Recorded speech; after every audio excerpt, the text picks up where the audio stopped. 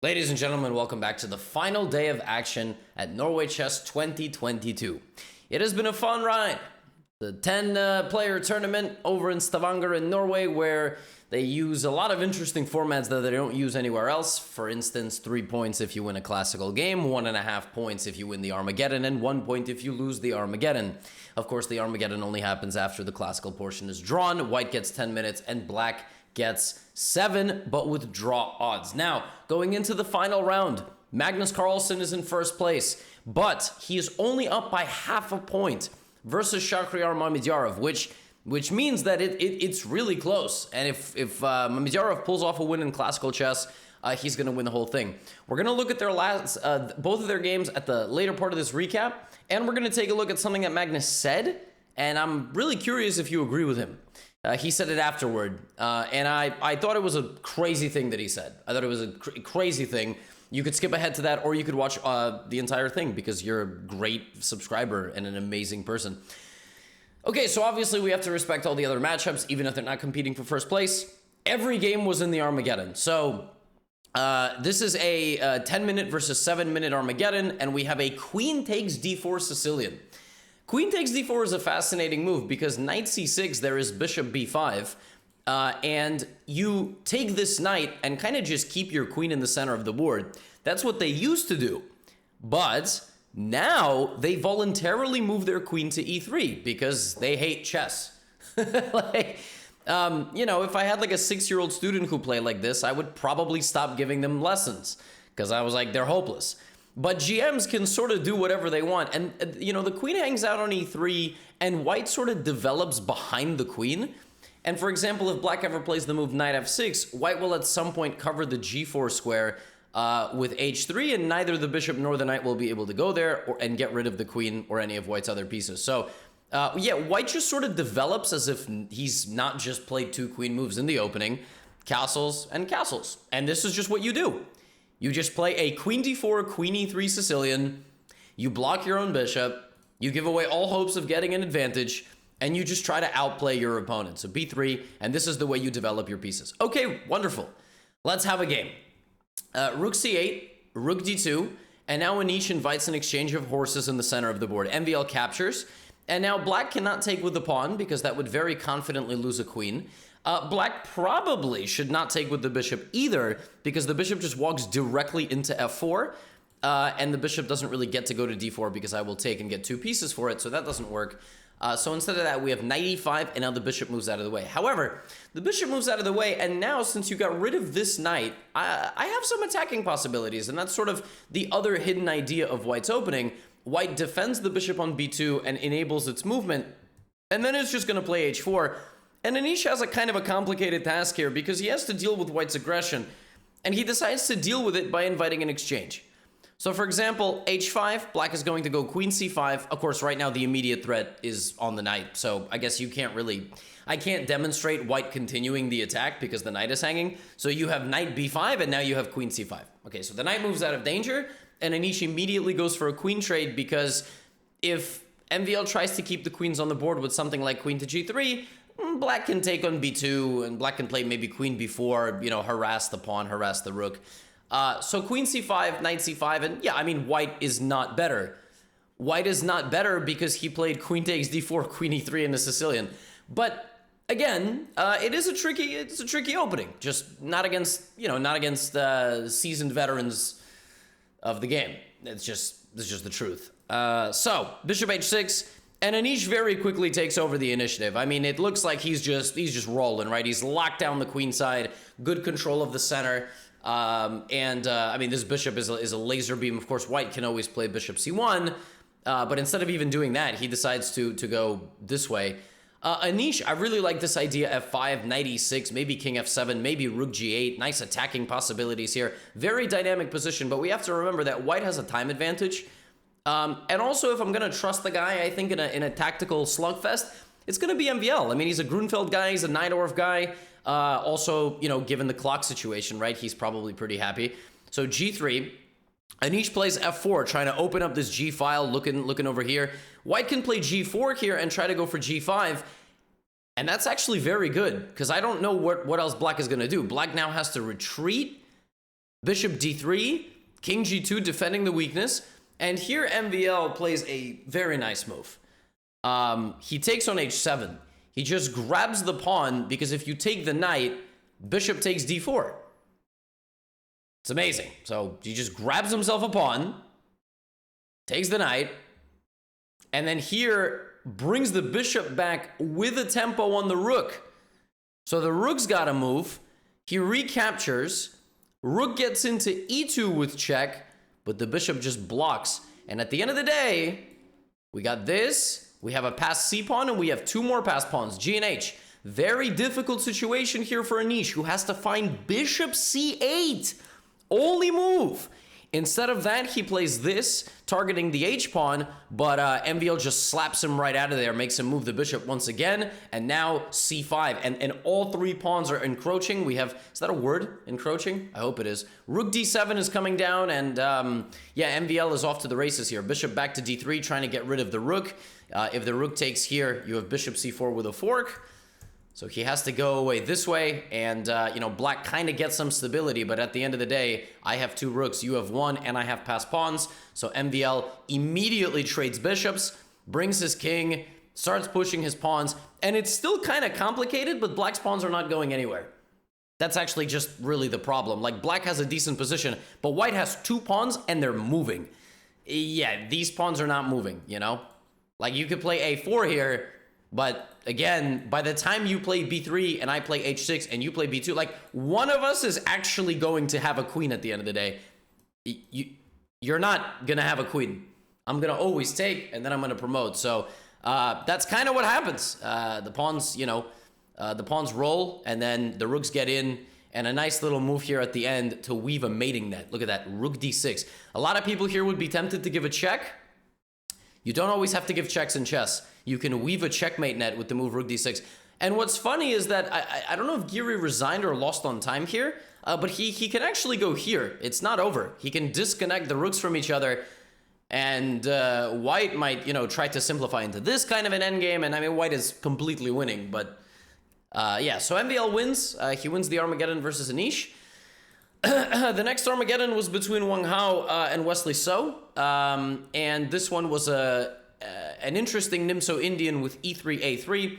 White sustains damage to the pawn structure, but wants to play bishop d3, maybe e4, maybe e5, sometimes even gets a 4-pawn style attack. Like, I've played this many times, knight e2, something like f3, e4, etc. I've played this a lot of times, actually, e4. And now, if black was to play like knight a5 here, just looking for this pawn, white just gives it up. So like, white has no interest in defending this. I've had games where I play like knight g3, queen g4, knight h5. I just go for it. Is my phone on loud? Oh, my phone is on loud. I'm like a senior citizen. So yeah, queen g4, knight h5, etc. So knight e8 back. This is one of the main lines, and now black just meets the attack with f5. We had a game recently in Tata Steel Classical, Prague versus Yesipenko. And in that game, I think we had takes, knight g3, g6, and I forgot what Prague played after that. But this was the game. I think it was very similar. In this game, we get a slightly different situation because Wang Hao doesn't actually take. He maintains his central presence. But structurally here, black is very happy because white just can't really move forward. Black has like a brick wall of a pawn structure. And yeah, I mean, it's very tricky to attack here. Like, I think Prague had to do something with h4, h5. If Wang Hao doesn't play h4, h5 at some point, I'm not sure how he's going to get through. And as you can see, he's also not quite sure how he's going to get through. I mean, he's got to break with the pawn somehow at some point. All right, he's maneuvering a lot, and he's gotten to a situation, actually, where the rook is getting to e7. I think Wesley could have played this a little bit better. I think instead of bishop a6, like, Wesley should not have allowed the knight to d5. So, for example, if the knight ever had gone to d5, it probably would have just been taken. When the knight now gets to d5 and is able to survive, I think white just has a very pleasant position. But yeah, I mean, like, maybe Wesley needed to play like bishop e4 or something to trade, maybe take like this, or take like this and pressure this. Also another possibility. Position is very, very strange. I don't understand this position for either color, so I just sit back and watch. But, you know, Wang Hao, and even here, like, has an opportunity to, like, smash the structure open, but he's a little bit concerned about bishop c4. But at some point, he has to do something. You know, he's got to find a move. And here he has a beautiful tactical defense of his knight. It's an amazing move. He can defend it straight up, but he also has, he has queen b2. And if you take, check. Very nice idea. But he's in good shape here. I mean, he's much better, I think, after queen f3. Here, he also has this move c4. Again, if you take, I can take back, but I also have queen c3, and I can win the knight. Very, very complicated game. Time is ticking. Wesley's pieces, look at this, dancing. Bishop d1, back rank X-ray on the rook and the queen. And Wesley is now back in business, picking up a ton of the pawns, and the structure survives. I mean, king f6 is a disgusting move. That is a disgusting move, trapping the knight. And knight d5, king g7. I mean, he's basically threatening a repetition, but he's up 2 pawns, and he's just looking to convert. I mean, he's defending very nicely. He's now up 3 pawns. 5 is better than 2. Like, let's just be honest.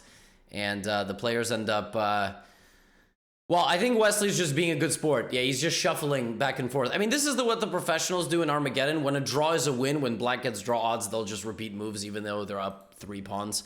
Because the game is not rated. A draw is a win anyway. So Wesley repeats moves and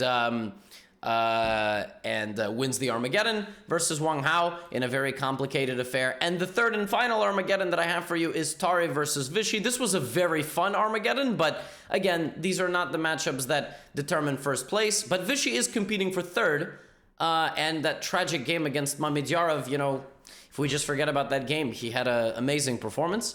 So from the opening, we get a position that looks like this. The queens are traded. A couple of pieces have been traded. It's a balanced game. Tari is going to try to slap the pieces backwards, you know, with moves like this.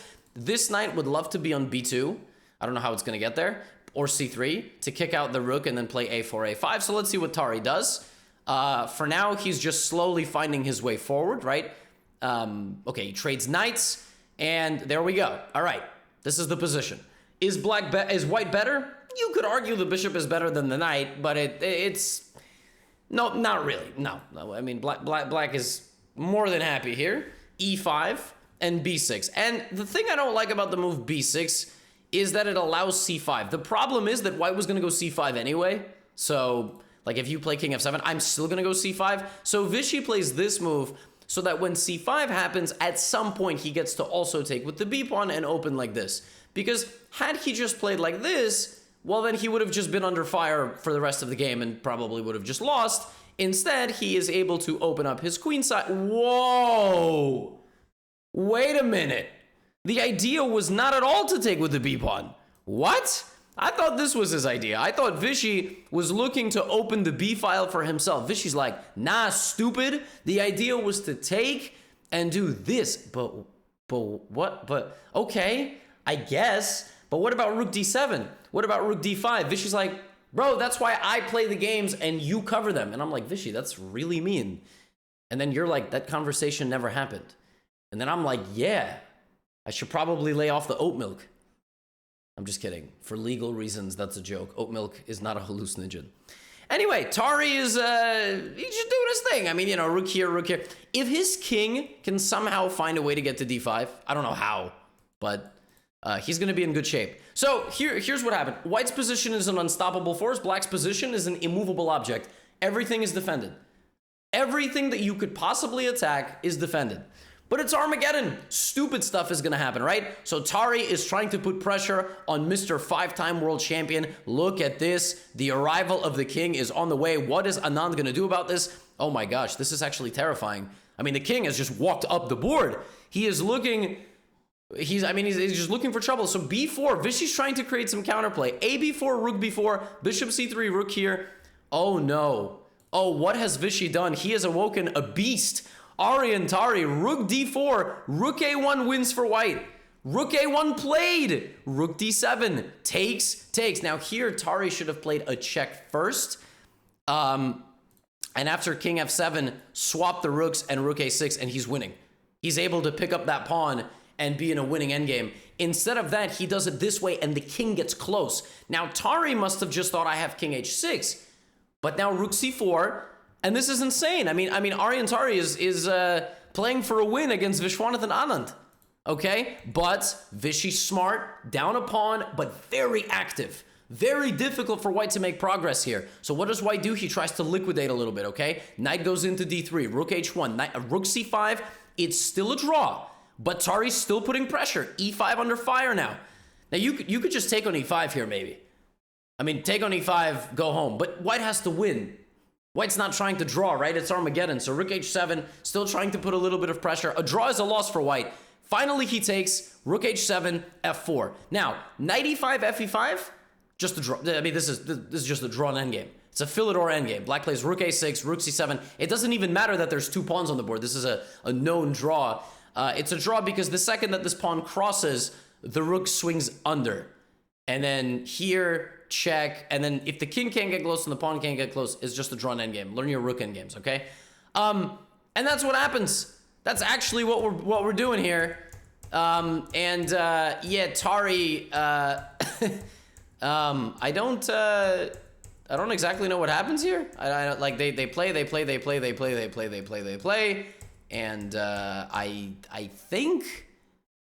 I think the official result of this game is a win for black.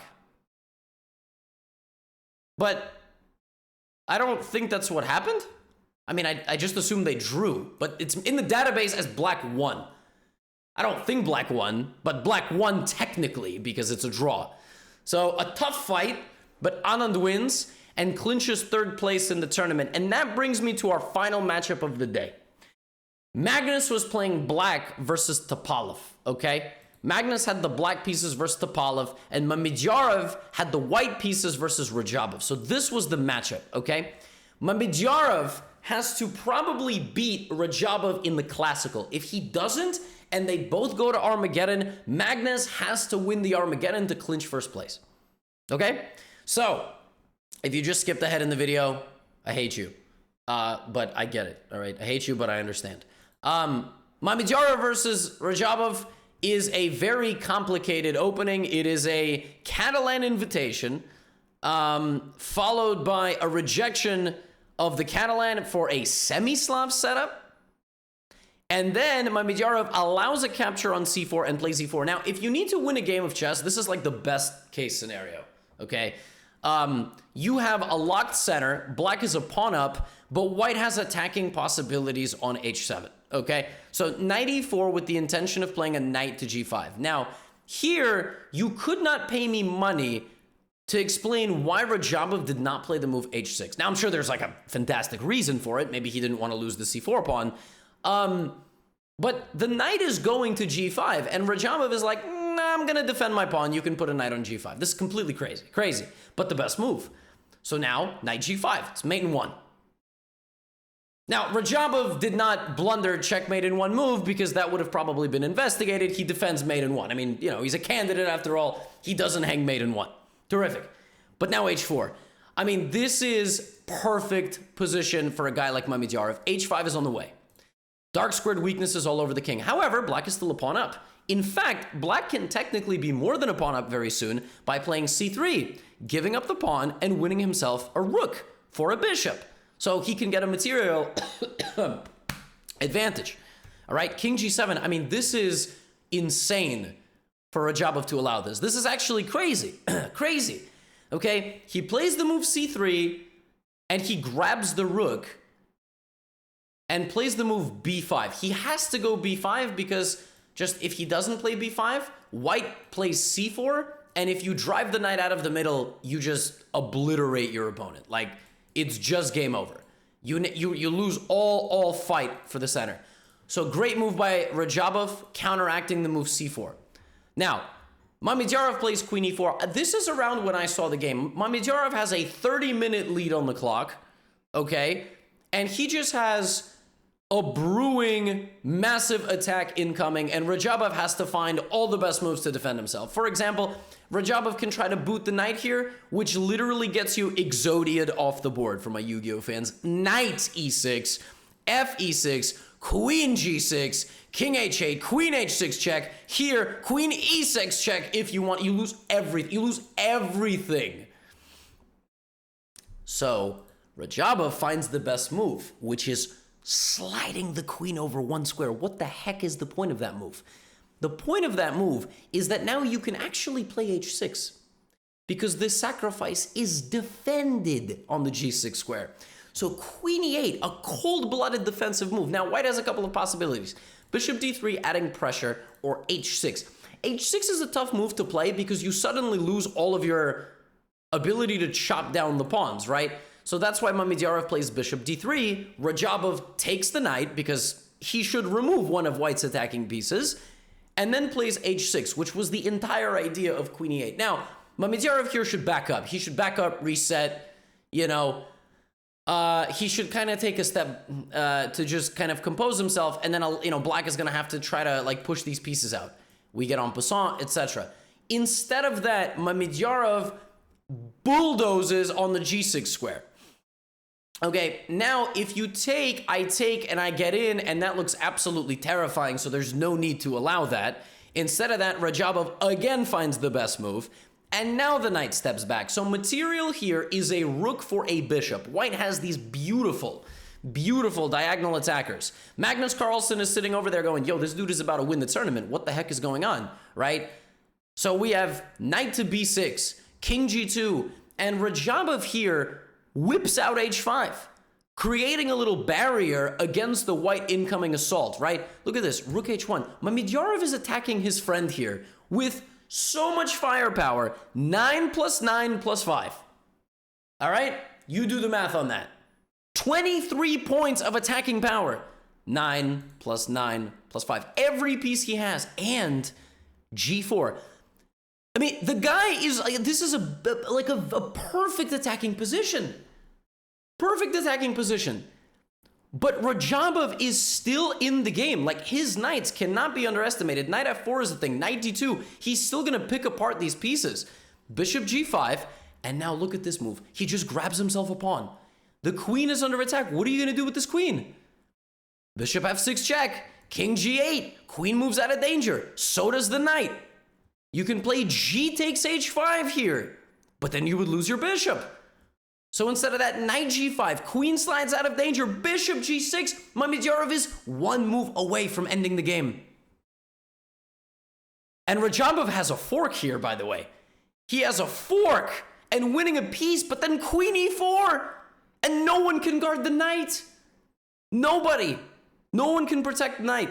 If the knight moves back to h8, you take on h5 and you get in. So Mamedyarov blunders a bishop, and Radjabov doesn't fall for it. He takes the other bishop, defends his king, and Mamedyarov has nothing better than repeating, not even repeating moves, but he offers a draw to his opponent on move 35. And at this point, Radjabov is playing for a win, but he has like 1 minute on the clock. So he takes the draw. Oh my goodness, what a game. I mean, Mamedyarov, like, you couldn't have gotten a better attacking opportunity. And Radjabov just defended brilliantly. Credit to Radjabov for the defense. Magnus was completely unable to win with black, so we go to the Armageddon. And really, the only question here is, will Magnus win the Armageddon? That's it. Because if he wins the Armageddon, he has a 2-point lead against his opponent. It is mathematically impossible for Mamedyarov to catch up. If he loses the Armageddon, okay, and he only gets 1 point, then it matters. So let's see. We have an e4, e5. Magnus, I think, goes for the same line that they had in Classical. This kind of a very obscure e4, e5, but this time you'll notice that there's a bit of a tension here as nothing really gets traded. Only one pawn gets traded. There's a lot of pieces out and about, a locked center. This is technically a sacrifice of a pawn. Takes, takes, takes. But actually, it's even a sacrifice of an exchange. But believe it or not, this is just better for white. Even though white is down a rook for a piece, this bishop is so strong, attacking possibilities are endless on the king side, and this bishop is sort of out of the game. It's not actually participating. So winning the rook there is not good. Instead of that, Magnus takes the knight and wins back his pawn and maintains a pretty balanced position here. Bishop f4 played. He now kicks this bishop around and then grabs this. And the truth is, this is just an opposite colored bishop position. Like, there is this, and there is a chance you lose the game in spectacular fashion. Like, I don't know how you would, like, for example, you can lose to rook takes d4, attacking the queen and then mate, but we're talking about the world champ. It's just not gonna happen, right? So we have rook d1, and what does Magnus do? Rook a6, and he activates the rook on the 6th rank to potentially come this way, or this way, or this way, right? Or moving a pawn, you don't even know, right? g3, rook e8, and Topalov does his best here to continue to create some threats, but black is rock solid, and even uncorks a nice little tactic here, rook f6. An impossible looking move to hit f2. If you take, I'm gonna grab my own rook right back. So queen g4, rook g6, dancing with the rook, looking to get into the b2 square. And I think at this point, Topalov's like, yeah, I don't really think I'm gonna win this position. b5, a very nice tactical shot here. Bishop takes, and now the queen moves to that square, hitting both the bishop and the rook. And Topalov grabs on e8 and offers a draw. Because queen e4 check, you're gonna win the pawn back. I know it looks like there's play, but there really isn't. And if you had gone back to d3, there would have been the savage move f5. And then you attack the pinned piece. En passant activates this rook. So Topalov unable to break through Magnus's defenses, which means Magnus wins the Armageddon matchup, which means Magnus wins the entire thing. It was very tense. Mamedyarov was very close to winning Norway chess. He could have easily caught Radjabov in a trick somewhere here and picked up a win, but instead Radjabov defending very, very well. And Magnus Carlsen is the champion of Norway chess 2022. Now, what I said in the intro, Magnus went on to tweet something which I just don't understand. Like, he retweeted Norway chess. Congrats to Magnus Carlsen on winning Norway chess for the 4th time in a row and 5th time in 10 years. And then he said, everyone always says it's great for chess when I don't win. So today was another bad day. And then, you know, frozen face emoji, like ice cold, you know? Ooh. I like how Magnus tweets in a very funny way. Like, he capitalizes chess. Yeah. And then he doesn't put a space between this and the emoji. Do you agree with this? Do you agree that everyone always says it's great for chess when Magnus doesn't win? Really? Like, I feel like some of us are interested to see if anybody would be able to beat Magnus. I don't agree with that. I think chess would be in a pretty bad place if he wasn't the world champ. Look at all these sponsors he brings. You know, look at this charismatic smile. He's got a hilarious, dry sense of humor, you know? I think the world is better off with Magnus as world champion. I don't know. I don't know where this is coming from. It seems it was a very, very, very strange tweet. Like, I don't, but what do I know? Anyway, let me know if you agree. Congratulations to Magnus. And this means that you will not be getting any Magnus thumbnails for a while because the candidate starts in 5 days and he's not playing.